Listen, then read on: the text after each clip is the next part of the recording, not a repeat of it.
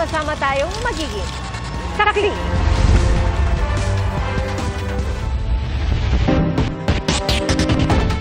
Patay ang isang PWD matapos siyang saksakin ng 13 beses sa Lipa City sa Batangas. Hustisya ang panawagan ng pamilya ng biktima na kamakailan ay nanalong Miss Gay sa kanilang lugar. Saksi, si Nico Wahe. Miss Gay Sambat 2025 goes to candidate number 8! Kinoronahang Miss Gay 2025 ng Barangay Sambat sa Tanawan, Batangas nitong Hunyo ang 25 taong gulang na si Jericho El Llorante o Apaw sa kanyang pamilya. Kung ide-defend o ipapasa ang kanyang korona sa susunod na taon, yan daw ang hindi na masasaksihan ng kanyang pamilya. Si Jericho patay matapos pagsasaksakin Sabado na madaling araw sa Lipa, Batangas. 13 saksak ang tinamo ni Jericho. Bago ang pagpatay, nakuhanan pa ang pagbaba ng tricycle ni Jericho kasamang isang lalaki. Hindi nakuhanan ng CCTV ang pananaksak, pero kita sa CCTV ang pagsilip sa eskinita ng lalaking kasama niyang bumaba ng tricycle. Ilang saglit pa, bumalik ang lalaki sa crime scene. Naayon sa Lipa Police upang kunin ang wallet na nakahandusay ng biktima. Dahil sa CCTV, naaresto ang lalaking suspect. Tumanggi siya magbigay ng pahayag, pero ayon sa Lipa Police, inamin nito ang krimen. Ang sabi niya, nainis daw siya dahil hinihipuan daw siya nung victim doon sa tricycle. Tinanong namin kung magkakilala sila, magkarelasyon, ay hindi naman daw. Inaya niya doon sa barangay. Pagbaba nila, nung nakaalis yung tricycle, ay pinagsasaksak niya yung victim. Pero tingin ng pamilya ni Jericho, panguhold up ang motibo ng krimen. Galing daw sa inuman si Jericho noong gabing yon, kasama ang iba pang death ng mga kaibigan. Doon daw nakilala ang suspect. Posible raw na natukso ang kapatid ng yayain ng lalaki kaya sila nasa iisang tricycle. Di po kami naniniwala na hinipuan niya yung lalaki. Kasi, opo, bakla po siya. Pero sensitive po siya. Yung lokohin nga po siya sa ibang lalaki, nagagalit po siya eh. Wala po akong masabi, napakabait po ng ano ko. Wala po akong masabi dyan. Natagpuan ang wallet ni Jericho sa isang masukal na lugar di kalayuan sa crime scene. Ang suspect raw ang nagturo sa pinagtapunan. Wala na raw lamang pera. Sa impormasyong nakalap ng Lipa Police, galing ang suspect sa drug rehabilitation. Na-rehab pero unsuccessful. May certification na nung May 30, 2025 ay nirelease ng rehab ang suspect dahil unsuccessful yung treatment kasi resisting siya doon sa treatment program ng rehabilitation. Naharap sa reklamong murder ang suspect. Para sa GMA Integrated News, Nico Wahe, ang inyong saksi. Nabagsakan ng konkreto mula sa isang gusali ang 12 anyos na kambal at kanilang kaklase habang naglalakad. Pauwi po yan sa Quezon City. Kritikal ang lagay ng dalawa sa mga bata.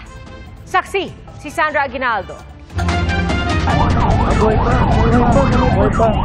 Nakahandusay sa kalsada ang dalawang estudyanteng edad 12 matapos mahulugan sila ng konkretong bahagi ng isang gusali sa panulukan ng Don Chino Roses at Tomas Morato, Quezon City bandang 4:39 p.m. Naglalakad daw sila noon pauwi sa kanilang bahay mula sa eskwelahan. Wala silang malay nang dalhin sa ospital. Nakita ko yung may bumagsak na yung debris. Kitang-kita ko po yun na paano tumama yung bato, debris sa ulo nila. Kasi hindi na po nakabangon yung dalawang bata. Isa sa kanilang kasama na kapareho nila ang edad, nagtamo naman ng sugat sa braso matapos makatakbo. Sa paunang ulat ng Quezon City Police District, dalawa sa mga biktima ay kambal at ang kasama nilang si Carl Baldonado. Isinugod ang mga bata sa Capital Medical Center kung saan namin nakausap ang magulang ni Carl. Agaw buhay daw ang kanilang anak, kaya nais nilang manghingi ng tulong. Kailangan ko po sana ng magaling na doktor na makakatulong sa anak ko. Kasi po ayoko po mawalan ng pag-asa kasi humihinga pa siya, umiiyak pa nga siya eh. Gustuin ko man siyang tulong, wala naman ako magawa. Wala na po ako maisip eh. Kagulat ako eh, pumasok lang yung anak ko eh. Hindi ko alam na magkakaganyan siya.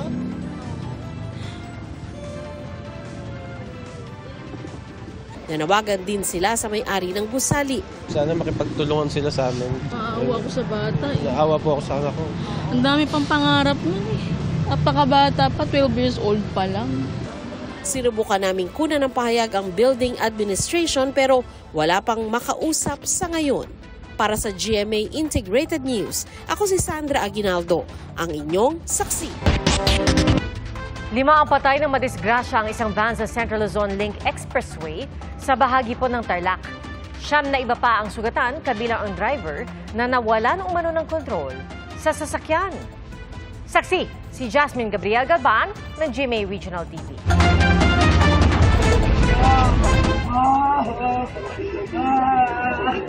Mag-aalas 8 ng umaga kanina nang mawala ng kontrol ang driver ng van habang binabagtas ang Central Luzon Link Expressway sa bahagi ng La Paz, Tarlac. Dumire-diretso ito at mabilis na bumangga sa isang bakod bago tuluyang sumadsad sa gilid ng kalsada.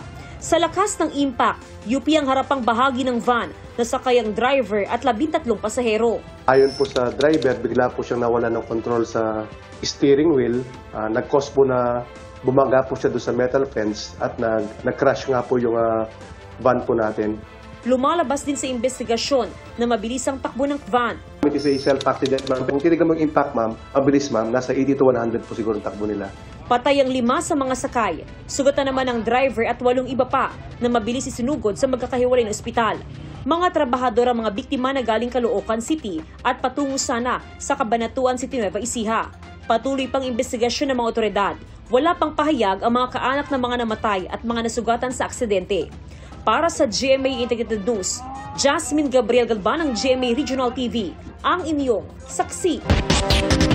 Inihahanda na ng DFA ang proseso ng paghahain ng diplomatic protest kasunod ng habulan na nauwi sa banggaan ng mga barko ng China sa Baho de Masinloc. Naniniwala ang AFP. May intensyon umano ang mga barko ng China na banggain ang barko ng Pilipinas. Saksi, si Chino Gaston.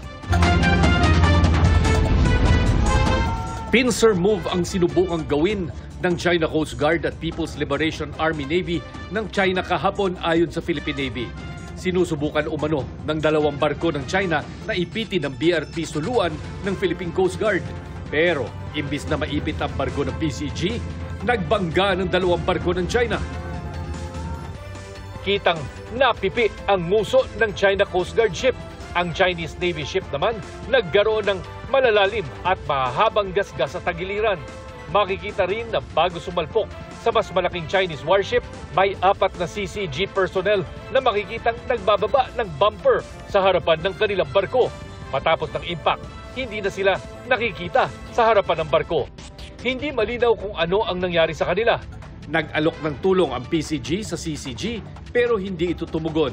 Prior the departure of BRP Suluan, we saw that some of the Chinese Coast Guard vessels were also in the vicinity, launched their own rigid hull inflatable boat, and they appeared to be searching for something or somebody, no?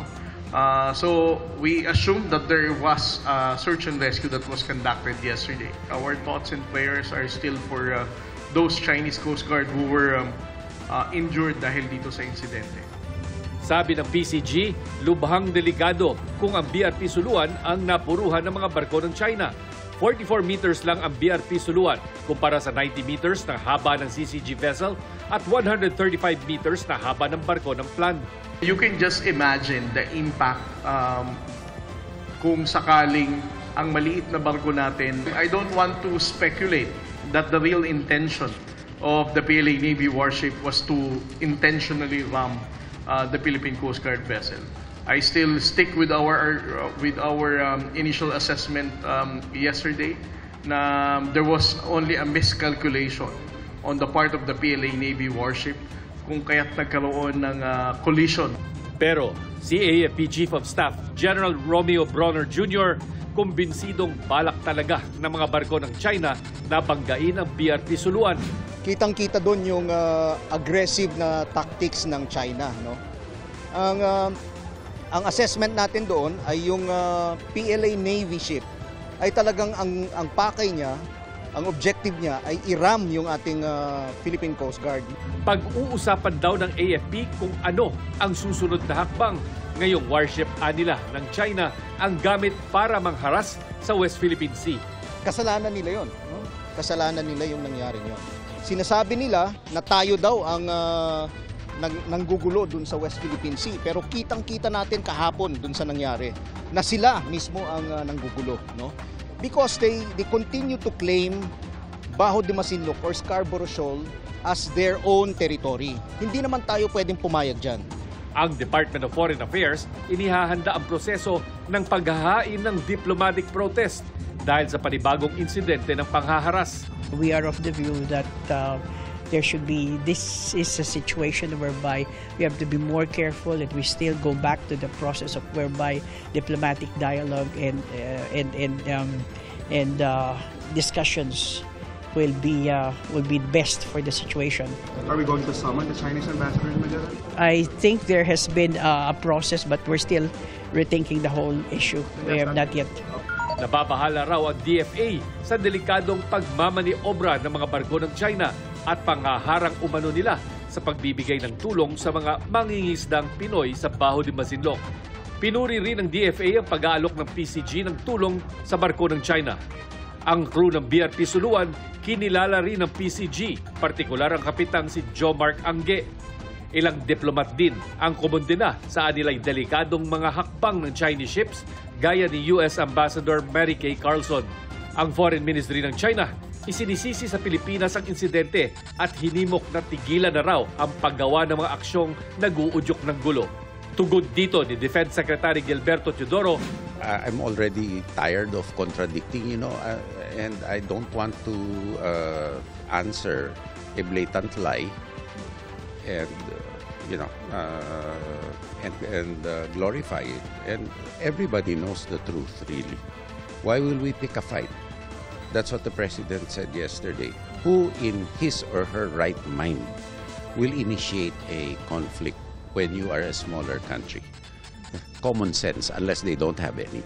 Ayon sa PCG, umuwi muna sa Maynila ang BRP Suluan dahil limitado ang fuel at supplies nito. Sa ngayon, BRP Teresa Magbanwa ang nakaposisyon malapit sa Baho de Masinloc. Kinumpirma ng Philippine Navy, may Navy warship ang Pilipinas malapit sa lugar noong nangyari ang gulo sa Baho de Masinloc. Natanong ang Navy kung hindi pa ba sapat ang pagsali ng Chinese warship para makialam at mamagitan ang Navy warships ng Pilipinas. Sagot ng Philippine Navy, may rules of engagement na sinusunod. Ang puwersa pwede lang gamitin for self-defense at depende sa judgment ng ground commander. All the rules of engagements are bound by international law, within the bounds of international law and domestic law. Para sa GMA Integrated News, ako si Chino Gaston ang inyong saksi. Sa gitna naman ay ulat na insidente ng karahasan, iniutos ng DILG na pabantayan sa mga tanod ang mga eskwelahan. Sa Cotabato, sugatan ng isang principal sa pamamaril sa tapat ng paaralan. Saksi, si Jonathan Andal. Pinagbabaril ng riding in tandem ang isang school principal sa Midsayap, Cotabato kaninang umaga. Lula noon ng kanyang sasakyan ang biktima na nasa tapat ng paaralan. Nakaligtas siya pero nagtamo ng mga tama ng bala sa katawan at dinala sa pagamutan. Tinutugis pa ang mga sospek. Sa Balabagan, Lanao del Sur, krimeng nag-ugat umano sa bagsak na grado. Kaya umano binaril ang isang guro noong August 4. Dead on the spot ang biktima na papasok na sana noon sa trabaho. Nasampahan na ng kasong murder ang grade 11 student. Yung suspect ay nasa Balabagan MTS Custodial Facility while waiting for issuance of commitment order from the court. Isang gabi naman itong Pebrero, nahuli kamang pambabato ng mga senior high student sa mga kaeskwela nila sa Barangay Apolonio Samson, Quezon City. Pero ang tinamaan, ang bahay ni Kapitana. Member nga daw sila ng fraternity or gang kung matatawag na yon. Mga minor ito. Kung hindi nila kayang respetuhin ang namumuno sa isang barangay, wala na silang sisinuhin. Ipinatawag noon sa barangay at pinagsabihan ng mga sangkot na estudyante kasama ang kanilang mga magulang. Ang bullying nangyayari hindi lamang po ngayon sa paaralan, kundi maging sa labas ng paaralan. Kaya we have called on the community, parents, ang barangay po natin at maging ang ating LGU para tulungan po tayo doon sa incidents na labas ng eskwelahan. Kaya ang DILG may memo ngayon sa mga barangay, magtoka ng mga tanod sa labas ng mga nasasakupang paaralan para magpatrolya sa school premises at sa mga katabing lugar na pinupuntahan ng mga estudyante at para ayusin din ang daloy ng trapiko. Sa barangay Apolonio Samson, matagal na raw nagde-deploy ng mga tanod sa kanilang elementary school pero wala sa high school, nakatabi lang naman ng barangay hall. Kulang kasi ang mga tanod natin dahil ayon sa batas, 20 lang ang maaari na maging tanod sa bawat barangay. So, ang ginagawa natin, kung may extra naman na pondo, yun na lang mga auxiliaries. Force multiplier. Mas matatakot yung mga bata na magwala dyan o mag-abang ng teacher. Di ba? Minsan may mga estudyante, inaabangan teacher. No? So, yun din yung hazard ng aming trabaho dito sa senior high. Kasi yung mga estudyante mo dito, malalaki na. Oo, so nakakatakot din sila minsan. Ang problema ng bullying at karahasan sa mga paaralan tinalakay kanina sa pagdinig ng Senate Committee on Basic Education. Lumalala yung bullying. It's either binubully sila ng kanilang kapwa estudyante or binubully sila ng kanilang mga guro. Anong klaseng programa meron kayo na para ma-address itong lumalalang problema sa bullying sa elementary at sa senior high? Noong August 6 lang nag-issue po ng bagong IRR tungkol sa anti-bullying policy po ng Department of Education. Pinagigting po yung efforts para po ma-prevent yung bullying incidents sa mga eskwelahan. Ngayon po meron ng Learners Permission Officer. Siya po yung nakatutok sa bawat eskwelahan. Ngayon, mas paigtingin pa natin ang protocols po.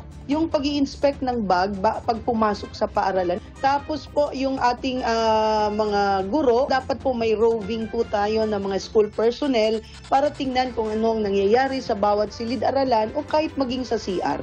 Sa Apolonio Samson National High School, may sariling security guard na umiikot sa mga classroom, CR at iba pang parte ng eskwelahan at nag-i-inspection din daw sa mga gamit ng mga estudyante.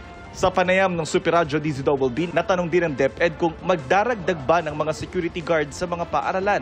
At the moment kasi, wala naman yun sa plantilla ng ating mga eskwelahan. Gumagamit lang po tayo ng MO doon sa pondo ng eskwelahan para makakuha tayo ng security personnel. Kaya nga po, pinapaigting natin ang kooperasyon ng mga magulang, yung ating PTA, para sila po ay makatulong din po. May kakulangan din daw sa lisensyadong guidance counselor sa buong bansa na ginagawan na raw ng paraan. Parang mga 5,000 lang po ang ating guidance counselor. Dapat po yan isang guidance counselor per school? At the least, yes. Sa ngayon, meron daw ng mga tinatawag na guidance associates. Para sa GMA Integrated News, ako si Jonathan Andal, ang inyong saksi. Mga kapuso, maging una sa saksi. Mag-subscribe sa GMA Integrated News sa YouTube para sa iba't ibang balita.